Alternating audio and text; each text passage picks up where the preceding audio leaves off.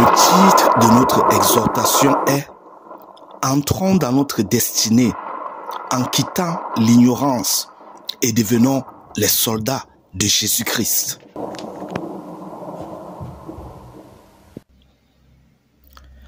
Entrons dans le corps du sujet.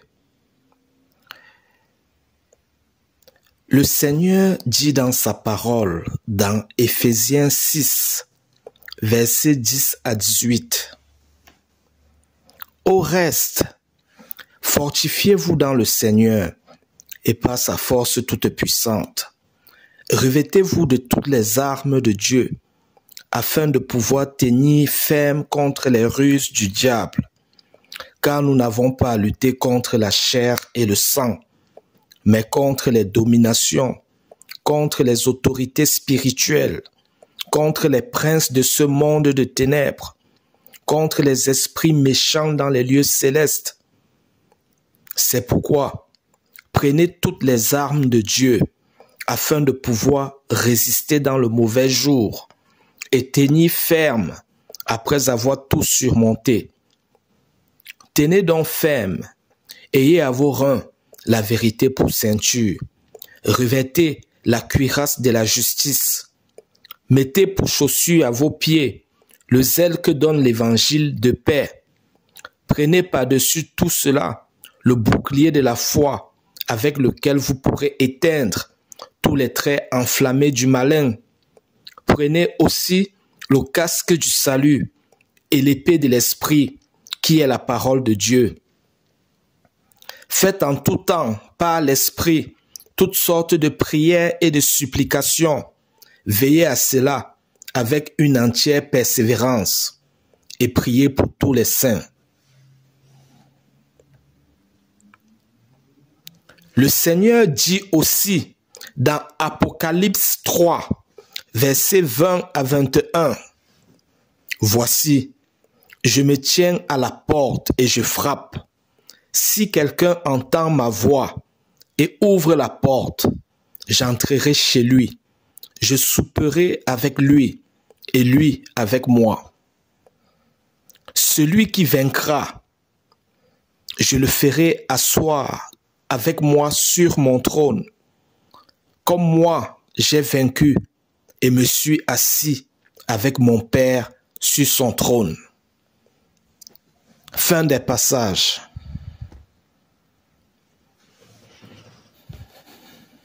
Développons maintenant ces passages bibliques. Qui parle de vaincre parle de combat. Le Seigneur parle de vaincre, donc il y a un combat. Le Seigneur nous éclaire par là que sur la terre, nous sommes au combat. Nous devons donc arrêter de nous laisser subir les coups de l'ennemi sans prendre les armes de Dieu pour résister et chasser le véritable ennemi loin de nous afin d'accéder à notre destinée de bonheur et de salut que le Seigneur a prévu pour nous. Nous devons combattre le bon combat en connaissant notre Dieu, en connaissant Jésus-Christ et en prenant les armes qu'il a mis à notre disposition. Nous devons arrêter d'accuser les autres, de trouver un coupable pour chaque chose de mal qui nous arrive. Car en agissant ainsi, nous gardons le véritable ennemi près de nous pour notre plus grand malheur. Le véritable ennemi est Satan et les démons qui manipulent les esprits ignorants ou de mauvaise foi que nous sommes afin que nous nous détruisons les uns des autres. Si nous ne prenons pas connaissance du véritable ennemi pour le combattre avec les bonnes armes, il rôdera toujours autour de nous pour nous manipuler et trouvera toujours quelqu'un qu'il manipulera pour nous nuire. Arrêtons donc de poursuivre les ombres et combattons le véritable ennemi en connaissant notre Dieu et en utilisant les armes qu'il a mis à notre disposition. C'est seulement ainsi que nous demeurerons dans le repos de Christ et que nous vaincrons sur la terre.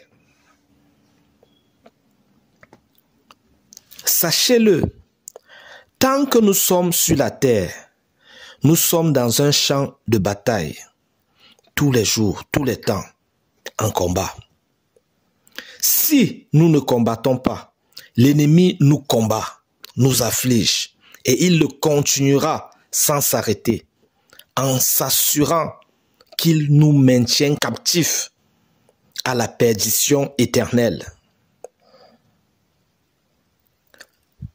Le combat est de l'intérieur de nous, dans notre cœur, dans notre esprit, contre la faiblesse de notre chair, contre Satan et les démons, contre la corruption du monde. Et le combat est de l'extérieur de nous, en prononçant avec foi par notre bouche naturelle la parole de Dieu et en agissant avec foi selon la conduite de la parole de Dieu et de son Saint-Esprit en une situation donnée. Le combat est de l'extérieur de nous, en manifestant à l'extérieur par nos paroles et nos actes ce qui est à l'intérieur de nous, que nous avons emmagasiné en nous par la méditation sur la parole de Dieu. Quand j'étais ignorant, je ne savais pas que Dieu m'avait envoyé sur la terre pour combattre. Je ne savais pas que ma destinée sur la terre était de prendre les armes de Dieu et de combattre tous les jours, tous les temps, le véritable ennemi, de l'intérieur de moi et de l'extérieur de moi.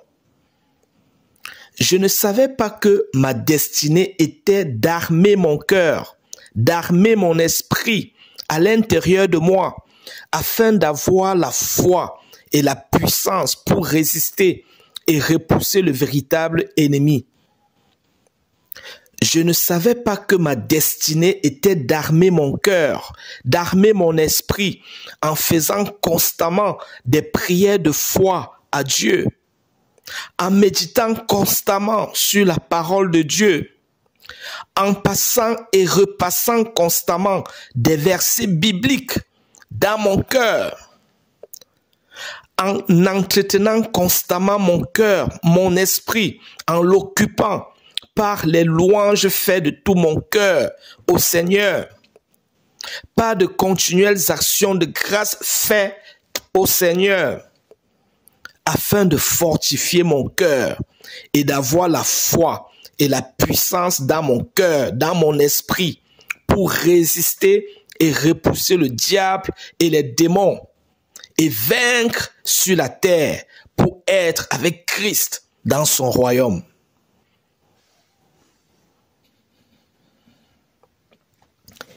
Il se pose maintenant la question de comment combattre. Manifester l'obéissance à la parole de Dieu avec le motif pur, l'intention pure de plaire à Dieu seul est déjà combattre. Manifester le pardon, la compassion, la miséricorde avec le motif pur de plaire à Jésus-Christ seul est déjà combattre. Manifester l'amour, la charité, l'hospitalité avec le motif pur de plaire à Dieu seul est déjà combattre. Agir pour ramener la paix entre des personnes, agir pour établir la justice entre des personnes avec l'intention pure de plaire à Jésus-Christ est déjà combattre. venir au secours des faibles, des malades, des pauvres et de notre semblable à cause de Jésus-Christ est déjà combattre. Exhorter notre prochain à quitter une mauvaise voie, à quitter la violence, la perversité, l'affection des choses du monde à cause de Christ est déjà combattre. Pardonner l'autre, s'éloigner des personnes violentes ou perverses, s'éloigner du mal avec l'intention de rester proche de Dieu est déjà combattre. Prier en bien les uns pour les autres à cause de Jésus-Christ est déjà combattre.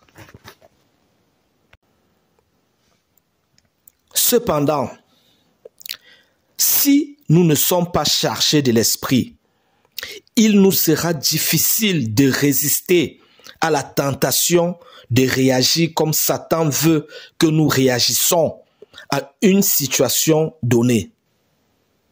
Par exemple, nous serons plus disposés à ne pas pardonner à l'autre, à rendre le mal à l'autre, plus disposés à faire le mal à l'autre, à souhaiter le mal à l'autre, à n'éprouver aucune compassion pour notre prochain. Nous serons plus disposés à se plaire à la compagnie des personnes violentes ou perverses, à courir facilement vers le mal au lieu de fuir le mal.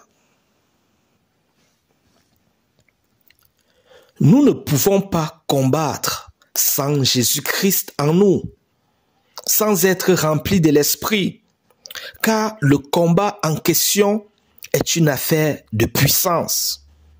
En effet, c'est par leur puissance que Satan et les démons nous poussent à faire le mal, à nous réjouir du mal, afin que nous nous éloignions de Dieu et afin que nous perdons loin de la présence de Jésus-Christ et que nous soyons destinés à la perdition éternelle. Nous ne pouvons pas, de nous-mêmes et sans la grâce de Jésus-Christ, résister à la conduite de la puissance de Satan et des démons, car nous n'avons pas de puissance sans Jésus-Christ pour l'opposer à la puissance de Satan et des démons. C'est pourquoi nous avons besoin d'être remplis de l'Esprit pour avoir à nos côtés l'assistance du Seigneur Jésus-Christ par son Saint-Esprit œuvrant en nous. Il se pose alors la question de savoir comment être rempli de l'Esprit.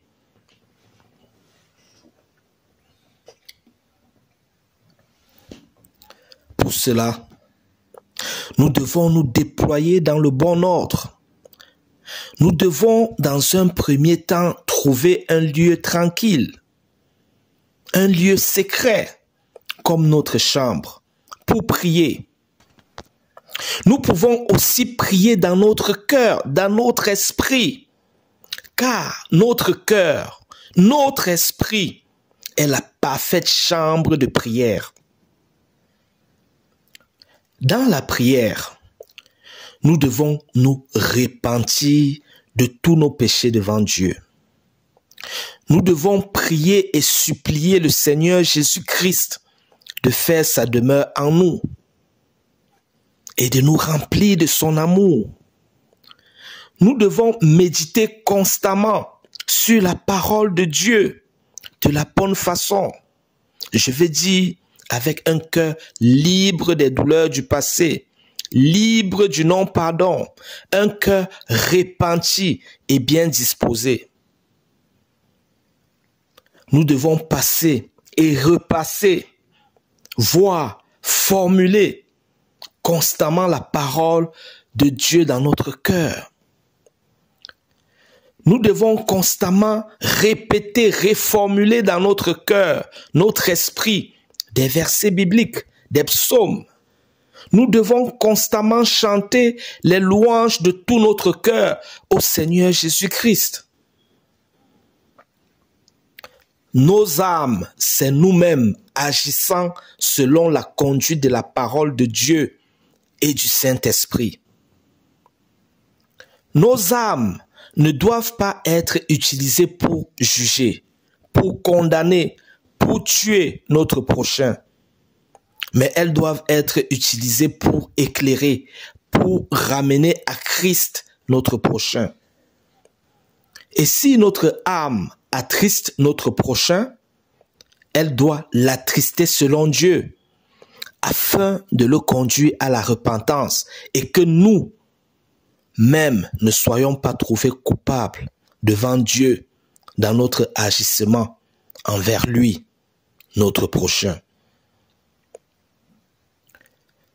Les âmes dont il est question sont la vérité de l'Évangile, la justice selon Dieu, le zèle de ramener notre prochain à Christ, la foi ou la confiance que nous mettons sur la parole de Dieu, l'espérance de notre salut, la confession de la parole de Dieu avec foi et l'obéissance à la parole de Dieu avec foi.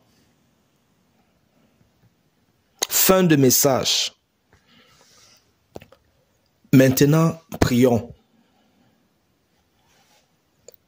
Père céleste, au nom de Jésus-Christ, par la révélation de cette vérité, j'accepte la destinée de soldat que tu m'appelles à être sur cette terre, pour combattre et vaincre, afin de m'asseoir sur ton trône avec toi, au nom de Jésus-Christ. Je crois, Seigneur, de tout mon cœur, que la connaissance de cette vérité m'a réconcilié à toi et que tu m'as pardonné de tous mes péchés. Au nom de Jésus-Christ.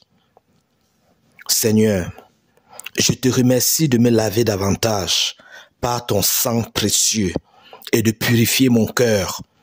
Au nom de Jésus-Christ.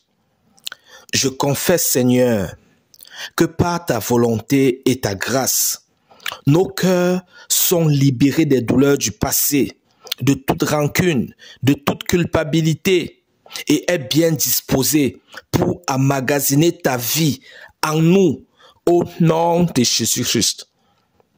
Je t'en prie, Seigneur, oigne-moi en tant que ton soldat et aide-moi à livrer le bon combat, au nom de Jésus-Christ.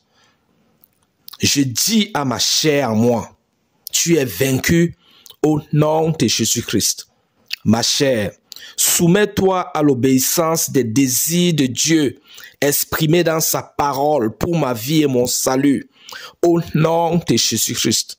Ma chair, soumets-toi à la conduite de la parole de Dieu et à la voix du Saint-Esprit, au nom de Jésus-Christ.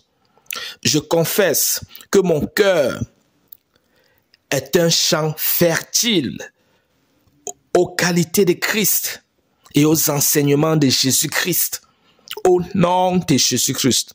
Je confesse que mon cœur est un sol aride, sec, aux semences de mal, de Satan et des démons, au nom de Jésus-Christ. Je confesse que les semences des démons, les mauvais désirs, les mauvaises pensées, les mauvais sentiments, les mensonges sèchent et meurent dans mon cœur, dans ma vie, au nom de Jésus-Christ. Je confesse que j'aime Jésus-Christ et que mon amour grandit de plus en plus pour Dieu, au nom de Jésus-Christ.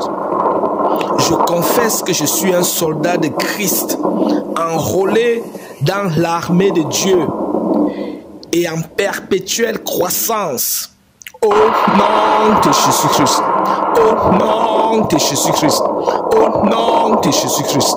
Merci Seigneur. Amen, amen, amen.